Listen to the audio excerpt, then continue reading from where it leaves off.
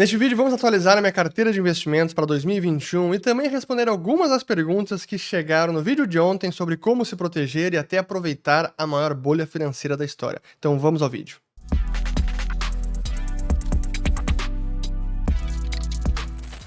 Muito bem, a todos aqueles que estão chegando agora aqui no canal. Meu nome é Fernando Urrich, aqui a gente fala de economia, mercados e investimentos. Se você gostar do conteúdo, considere se inscrever, ativando o sininho aqui embaixo e também compartilhando esse vídeo. Bom, primeiro de tudo, queria apenas agradecer a todos que assistiram já o vídeo de ontem. Quem não assistiu, vou colocar o link aqui em cima, porque realmente teve uma ótima repercussão e várias perguntas apareceram. E eu quero aproveitar para responder essas perguntas, mas quando eu fui vendo cada uma delas, eu pensei que valia a pena também atualizar a minha carteira de investimentos, conforme eu publiquei um vídeo no ano passado, em dezembro de 2020, vou colocar o link aqui também. Então é importante falar do que mudou de lá para cá. Houve algumas pequenas recalibragens e algumas adições também, e algumas eliminações também, que é importante falar. Então vamos atualizar sobre a minha carteira e também vou responder algumas das perguntas importantes que chegaram ontem e que talvez não ficaram tão claras no vídeo ou que mereçam ser mais explicadas, mais elaboradas, e é o que eu vou trazer nesse vídeo. Então, começando primeiro sobre atualizações da carteira. Eu não vou esmiuçar de novo no detalhe o racional de todas as posições, eu recomendo assistir novamente o vídeo do ano passado, mas eu vou falar as posições e o que aconteceu com elas, o que mudou.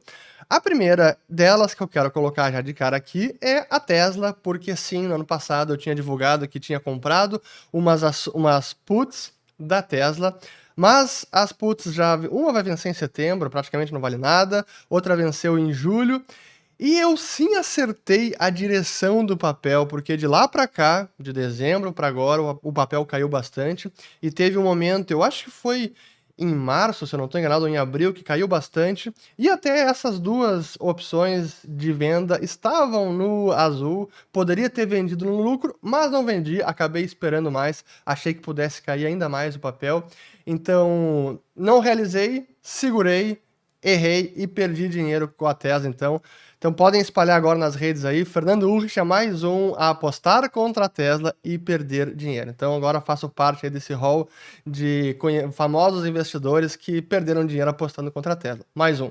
Mas enfim, então Tesla, não pretendo mais fazer nada nem a favor contra a Tesla, deixa ela lá, deixa o seu Elon Musk. Vamos passar para o restante. Bolsa Brasileira, sigo comprado pelo fundo da Mold Capital, do meu amigo Luiz Paulo Aranha, então não mudou nada nesse sentido, sigo sendo cotista lá. Ouro, até aumentei minha posição em ouro e comprei o ETF, o Gold 11, acho que é uma ótima forma de exposição, até pela liquidez, pelo ticket mínimo, assim, é R$10 a cota do ETF, então é uma ótima exposição para quem quiser ter alocação em ouro, é uma ótima alternativa. Mas eu quero elaborar mais a questão do ouro para o fim do vídeo, porque tem a ver também com o vídeo de ontem e o que o Russell Napier falou sobre a alocação em ouro. Outra posição importante que eu mantenho e até aumentei levemente, ações de mineradoras de urânio. A tese para mim continua intacta. Quem acompanha o Marcelo Lopes no Twitter da L2 Capital está sempre falando sobre urânio, então acompanha ele também. Então urânio mantenho intacto, até aumentei um pouquinho. BTC, Bitcoin, obviamente mantenho a posição, é uma posição muito relevante na minha carteira e continuo nenhuma troca e nem realizei e nem aumentei posição. Então mantenho com ele como eu estava no ano passado, nenhuma mudança, e a tese para mim segue firme, e eu vou retornar a ela no fim do vídeo também, porque tem a ver com essa supressão de taxa de juros e o que os bancos centrais estão fazendo, e governos podem fazer também. Mas eu vou voltar depois a isso. Um ponto importante que perguntaram no vídeo do ano passado sobre a carteira de investimentos é caixa e renda fixa.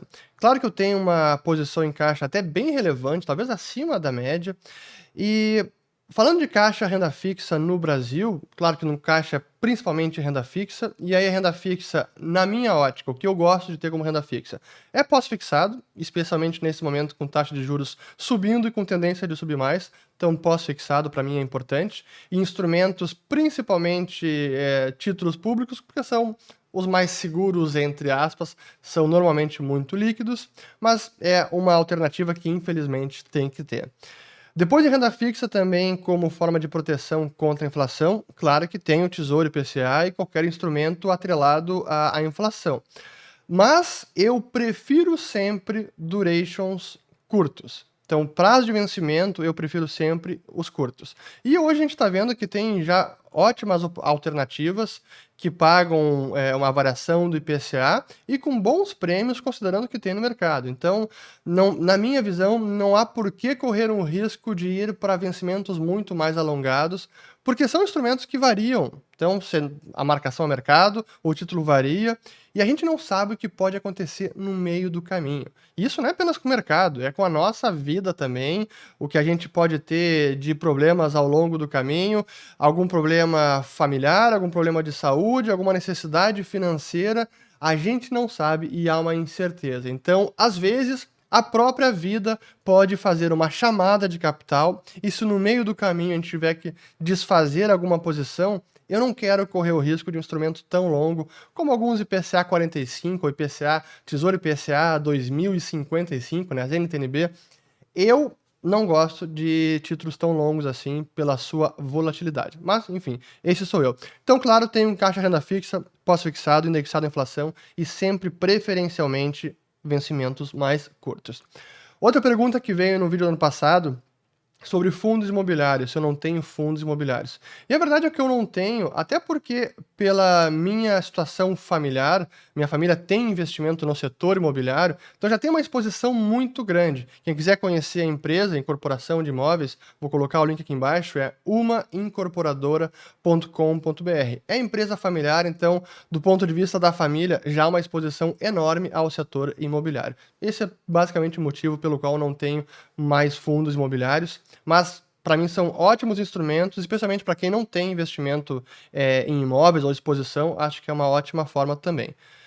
Algumas adições táticas que eu fiz na carteira nesse ano são duas, principalmente. Uma até que eu venho falando sobre petróleo e como eu acredito que petróleo ainda deve subir nos próximos meses, talvez até nos próximos anos, mas é uma tese mais tática por conta do ESG e outras questões que eu não vou reelaborá-las. Já fiz um vídeo sobre isso, vou colocar o link aqui em cima. Mas então tenho uma posição tática, não é tão relevante, mas foi uma posição que eu montei e ainda estou montando, e tenho utilizado o ETF XOP, SHOP, na Bolsa Americana, obviamente. E também uma posição tática que tem a ver com essa de petróleo e o ESG e a eletrificação da economia, que é o ETF CPER, que investe é um índice baseado em contratos futuros de cobre, porque cobre também deve ser muito demandado nessa tendência aí de maior eletrificação da economia. Então essas foram as adições importantes que eu tive, ou as novidades foram, primeiro, Tesla saiu, então eu não quero mais nada a ver com Tesla, e adições de petróleo e cobre. Agora o que eu quero falar sobre algo importante que eu vejo às vezes pessoas muito preocupadas em, pô, quero ter quase que todos os investimentos, você acaba diversificando demais, eu quero ter tecnologia americana, eu quero ter empresas do varejo no Brasil, eu quero ter ouro, eu quero ter Bitcoin, eu quero ter fundo imobiliário, eu quero ter renda fixa, eu quero ter... Assim, acaba diversificando demais. E não dá para ter todos os ativos. E não tenho nenhum problema em não ter todos os ativos. Talvez alguns já estejam muito esticados e perder o momento de entrar. Ah, pode subir um pouco mais? Até pode. Mas a relação risco-retorno não é tão favorável. Então, não se preocupem com isso, porque vocês não precisam ter todos os ativos na sua carteira. Então, é importante ter isso em mente. Bom, já falei sobre essa questão das incertezas da vida, né? A vida pode fazer uma chamada de capital e isso acontece. Não subestimem essa questão, e é por isso que, às vezes, eu também defendo mais prudência e conservadorismo nos investimentos, sobretudo para aqueles que têm família e têm muitos dependentes, sejam filhos, sejam alguns dependentes indiretos, pela família também. Então é importante ter, às vezes, um pouco mais de colchão de segurança por conta de eventos adversos imponderáveis. Agora já entrando no ponto do vídeo de ontem e algumas questões sobre dolarização. Como vocês podem ver, na minha carteira tem uma boa parte dolarizada. Mas uma preocupação que muitas pessoas também colocam é, bom, quando eu vou dolarizar e eu penso em outras moedas, que outras moedas eu posso colocar dinheiro também? Porque não apenas o dólar. Pô, o dólar tá aí, o Fed, eu venho falando do dólar, e o dólar tá caindo de valor, o Fed tá inflacionando, tá perdendo poder de compra, a inflação tá mais alta nos últimos 30 anos por várias métricas, e ainda assim vamos dolarizar? Primeiro, é preciso dolarizar, mas também ter ativos dolarizados, ativos denominados na moeda americana, não simplesmente ficar com o dinheiro na mão. Isso é um ponto. Segundo, todas as moedas hoje estão praticamente no mesmo barco. Eu também já fiz um vídeo sobre isso, essa corrida ao fundo do poço das moedas de reserva, onde o Banco Central Europeu, o Banco da Inglaterra, o Banco do Japão, o Banco Nacional Suíço, todos estão inflacionando seu balanço e desvalorizando as suas moedas. Se a gente for ver hoje, em 2021, agosto de 2021, praticamente todas estão com taxas de juros reais negativas, seja considerando taxa básica menos inflação, seja considerando o título longo do governo soberano menos a inflação. Praticamente todos estão com taxa de juros negativa. Então não tem muito para onde correr. E sendo um brasileiro, o mais importante é não ficar simplesmente no real brasileiro. É ter ativos denominados em outras moedas. Um pouco de dólar, um pouco de euro, talvez um pouco de franco, sim, mas é simplesmente sair do real. A mensagem principal é não estar exposto ao real, ou sair da posição 100% em real. Acho que essa é a mensagem principal. E aí, falando de renda fixa americana, e aí já entrando um pouco nas perguntas que chegaram ontem, porque alguns perguntaram ali no vídeo, bom, e a renda fixa americana, título do governo, atrelado à inflação, que são os chamados TIPS, Treasury Inflation Protected Security. Claro que essa é uma ótima alternativa, porque esse título vai pagar o rendimento mais a variação da inflação. É como o nosso Tesouro e o IPCA. Então, sim, essa é uma forma de se proteger contra a inflação americana. E se tiver em renda fixa americana, preferencialmente atrelada à inflação. E isso o próprio Russell Napier também fala, acho que não naquele artigo talvez num daqueles artigos ele fala sobre isso. Então, sim, essa é uma forma. Mas, da mesma maneira, eu prefiro os TIPS mais curtos. Então, prefiro também duration mais curtos, para não ficar sujeito à volatilidade do título, porque a gente nunca sabe o dia de amanhã, não sabe quando pode necessitar de capital. E é que me traz a um ponto importante, até eu tenho que compartilhar isso na tela, porque eu venho falando bastante sobre as intervenções do Fed. E ele, a partir de 2008, ele começou a comprar uma série de ativos no seu balanço, começou a comprar mais dívida pública americana de longa duração. Antes ele comprava majoritariamente de curta duração para fazer a política monetária do dia a dia, mas começou a comprar dívida pública mais longa e também as hipotecas. E dentro da dívida pública, ele também passou a diversificar e comprar os TIPS. Então, o Fed também está comprando os treasuries que pagam a variação da inflação. Por que eu falo isso? Porque o Fed também está distorcendo esse preço. Então, se nós olharmos a variação da taxa de juro real do TIPS e o que está acontecendo no mercado, a gente pode concluir que também tem influência do Fed. Isso é importante quando a gente coloca aqui o gráfico com o estoque de dívida pública americana no balanço do Fed, que paga a variação da inflação, ou seja, os TIPS que estão no balanço do Fed, veja o que aumentou, sobretudo, a partir da crise do ano passado, né? De março para agora, aumentou ali praticamente 240 bilhões, né? Foi de 210 bilhões, ou 220. Foi de 131 bilhões para 348 bilhões. Então, sim, é uma posição importante, e isso significa que o Fed também está fazendo preço nesse ativo. E isso é importante para quem não está disposto a segurar esse título até o vencimento, porque ao longo desse caminho a taxa de juros dele vai variar bastante. E isso acontece como qualquer título. Então, se porventura você precisar sair antes do vencimento, você vai estar ali sujeito ao preço de mercado, que pode variar e oscila bastante, especialmente se for os mais longos. E isso me traz agora ao ponto do ouro também, porque ouro sim que é uma posição muito importante. E como eu trouxe no vídeo de ontem do Russell Napier, a relação entre taxa de juro real e a cotação do ouro, assim, ela é inegável. E a gente pode ver aqui na tela, vou botar também novamente aqui. Eu botei os últimos 20 anos praticamente, mas se a gente até botar em tela cheia, mas se nós víssemos essa relação mais ao longo dos últimos 50, 60 anos, seria a mesma coisa. Então o que a gente tem aqui é, na linha azul, eixo da esquerda é o Treasury Inflation Protected Security, o TIPS, de 10 anos, e o que a gente vê é que quando ele cai, o preço do ouro sobe, e quando ele sobe, o preço do ouro cai. Então há uma relação inversa, cai a taxa de juro real, sobe o preço do ouro. E isso é pelo óbvio, o ouro é um ativo que não tem carrego, então não tem rendimento, o custo de oportunidade é muito importante. Se o custo de oportunidade está alto, e o custo de oportunidade aqui é representado pela taxa de juro real, o TIPS de 10 anos, se o custo está alto, não vale a pena ficar com ouro. Mas se o custo começa a cair a ponto de ficar negativo, é nesse cenário que o ouro dispara. E é o que a gente viu especialmente ali a partir de 2018, onde a taxa de juro real saiu de acima de 1% e foi até menos 1,08%.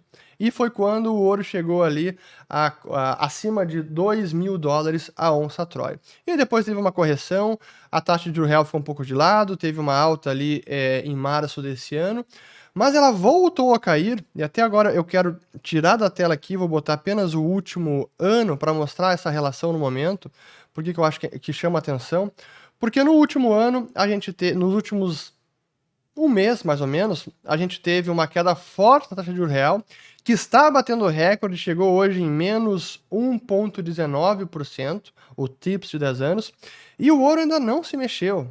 Então, até no curto prazo, isso me sinaliza duas coisas. Ou o ouro vai ter que andar mais, e andou pouco para esse movimento do TIPS, ou vai reverter esse TIPS e vai voltar a subir a taxa de juro real.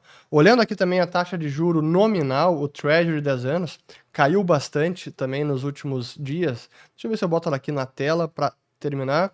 Olha só, vou botar aqui os últimos 3 meses.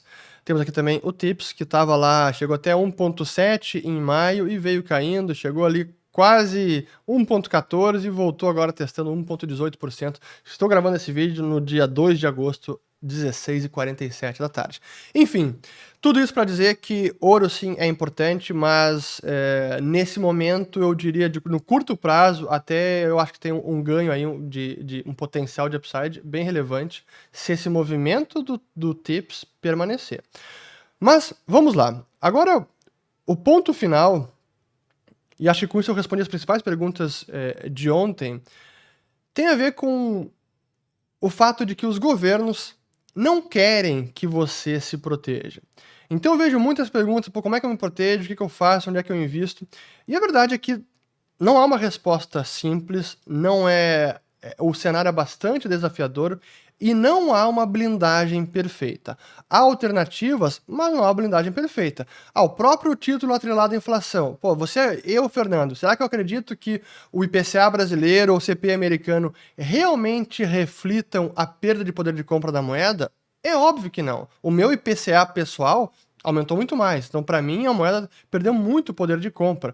Então, o IPCA, ele é uma blindagem, o Tesouro IPCA ou o TIPS, ele é um mitigador da perda de poder de compra da moeda. Mas é uma proteção perfeita? Não é. Não é. E realmente não há. Se olhar todo o portfólio, não há proteção perfeita. É preciso fazer essas diversificações em moeda, em ativos, em jurisdições também. E até aqui um parênteses que eu não falei ainda, mas quem quiser tirar mais dúvidas específicas sobre alguns produtos que existem aqui no Brasil, eu recomendo a Liberta Investimentos, é claro, tem aqui o link na descrição do vídeo.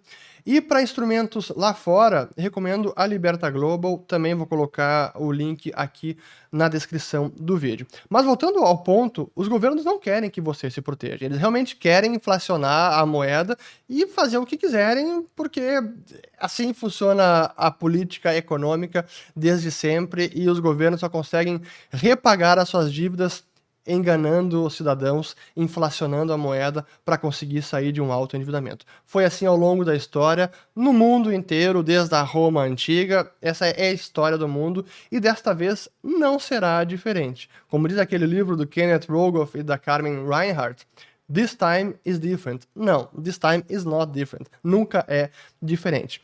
E aí só para ilustrar esse ponto, e que eu não quero aqui ser não quero simplificar demais a explicação, mas ilustra o ponto, porque tem a ver com a época do crash de 29 e a Grande Depressão, porque foi naquele momento, foi talvez o último período onde a moeda americana realmente se fortaleceu. Aqui eu estou colocando o gráfico do poder de compra do dólar, e vejam como ele subiu do final de 2029 até chegar à máxima em maio de 1933, 794. E de lá para cá, o poder de compra do dólar só caiu. Você se lembra o que aconteceu em maio de 1933? Na verdade, eu falei 34, mas é 33. Em maio de 1933, houve a famosa Ordem Executiva 6102 do Franklin Delano Roosevelt, onde os cidadãos americanos foram obrigados a entregar o ouro, todo o ouro que tinham em posse, ou certificados de ouro, moedas e barras, entregar esse ouro em troca de notas do Federal Reserve. Há uma paridade de $20 na época, e quem não entregasse corria o risco de ir para a prisão, 10 anos de detenção, ou então multa de $10 mil. Isso em 1933. Então, por que isso? Porque os Estados Unidos ainda estavam no padrão ouro, e o padrão ouro era um empecilho para o Federal Reserve, o governo, inflacionar a oferta monetária. E é claro, de lá para cá o que a gente sabe, né? O dólar só perdeu o poder de compra, e os americanos só puderam novamente ter ouro legalmente a partir de 1975. Então essa lei ficou vigorando durante 42 anos. Impressionante. Mas por que eu falo isso? Porque nesse cenário de os governos controlando taxa de juros, controlando o preço, eles que divulgam qual é a inflação oficial, eles que querem controlar qual é a taxa de juros que os instrumentos vão pagar, e se for no caminho que o Russell Napier descreveu, que eu coloquei no vídeo de ontem, os governos controlando e suprimindo a taxa de juros, ou talvez obrigando instituições privadas a comprarem dívida pública, realmente a gente começa a ficar sem saída. E isso vai num extremo ainda mais drástico ainda, e eu não estou dizendo que isso vai acontecer, mas são os cenários que a gente precisa exercitar, onde a moeda começa a ficar mais digital, onde vem a CBDC, Moeda Digital de Banco Central, que eu já falei exaustivamente aqui no canal. Esse é o tipo de tecnologia que permitiria aos governos o controle absoluto do dinheiro e, inclusive, impor qualquer tipo de política arbitrária para inflacionar a moeda, para controlar o rendimento, para controlar o poder de compra. E é nesse cenário que, então, eu volto à tese do Bitcoin, porque, para mim, esse é um dos grandes atributos e é também um dos grandes potenciais de upside, que, no momento, não está tanto no radar dos investidores. Hoje, que o pessoal mais olha, um ativo escasso, digital, estão inflacionando as moedas de bancos centrais, então é natural que tenda a crescer. Sim, mas futuramente será também essa sua característica de ser um ativo escasso, que funciona numa rede inconfiscável, onde você tem realmente a liberdade e a autonomia sobre o seu dinheiro. Então esse é um outro elemento importante quando eu falo que o Bitcoin é um ativo de proteção, é também nesse sentido, mas talvez hoje isso não seja o principal dele, não é a principal fonte de valor. Isso é mais adiante, espero que não cheguemos nesse cenário onde ele realmente seja absolutamente necessário. Espero que isso não aconteça, mas, como sempre, sigamos monitorando tudo o que está acontecendo.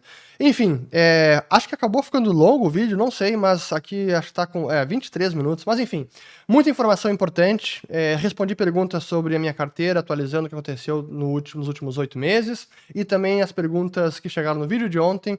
Compartilhem o vídeo, espero que tenham gostado e volto no próximo.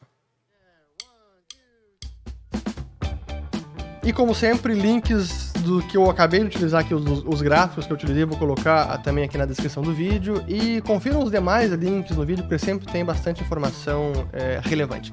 Volto no próximo vídeo, obrigado pela audiência.